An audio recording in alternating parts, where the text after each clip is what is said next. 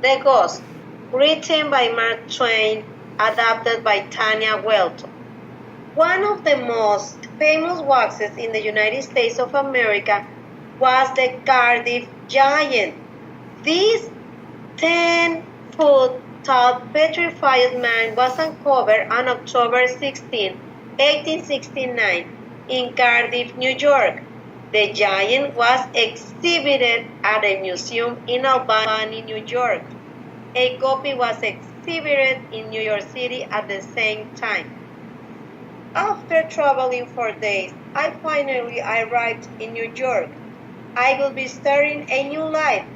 Now that father had died, I knew that I was on my own, but now I was ready to look ahead. I rented some rooms far up Broadway Street in an old building. I wrote my name clearly and stuck it on the downstairs bell. Arthur Williams. I picked up my few belongings and went upstairs.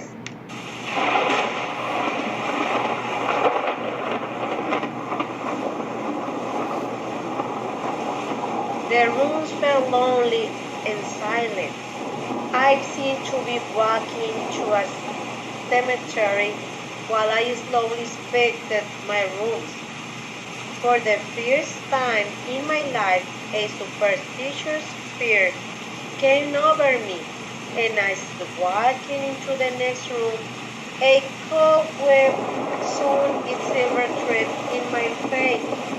I found myself shaking as if I had run into a ghost.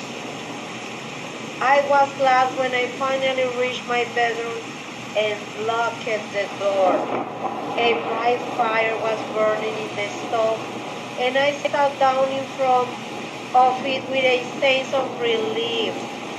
For 2 hours I sat there, thinking of the past, as my mood became sadder and sadder. The screaming of the wind outside softened to a whisper. The fire had burned low and I was lonely. I put on my pajamas and I go into bed. I covered up and lay listening to the rain and wind and the creaking of the windows until I went to sleep. I slept properly for a few hours, but all at once I found myself awake and filled with fear. Everything was still except my own heart. I could hear it beating. Suddenly, the blankets began to slip away slowly toward the foot of the bed, as if someone were pulling them. I could not move. I could not speak. The blankets slipped away until my chest was uncovered. Then, with a great effort, I pulled them over my head. I waited, listened, waited. Once more the stirring pull began, and once more I lay still until my chest was uncovered. At last I snatched the covers back to their place and held them with a strong grip. I waited. After a few minutes I felt a faint tug and took a fresh grip. The tug strengthened to its sturdy grip. It grew stronger and stronger. I let go, and for the third time the blankets slipped away. I groaned.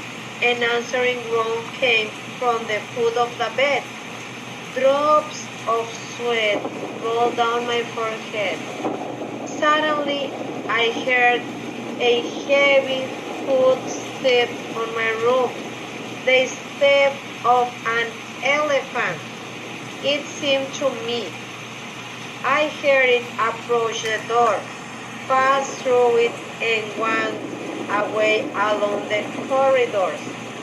When my fear had gone, I said to myself, this is a dream, Arthur, simple a dream. And so I lay thinking it over until I convinced myself that it was a dream and fell asleep.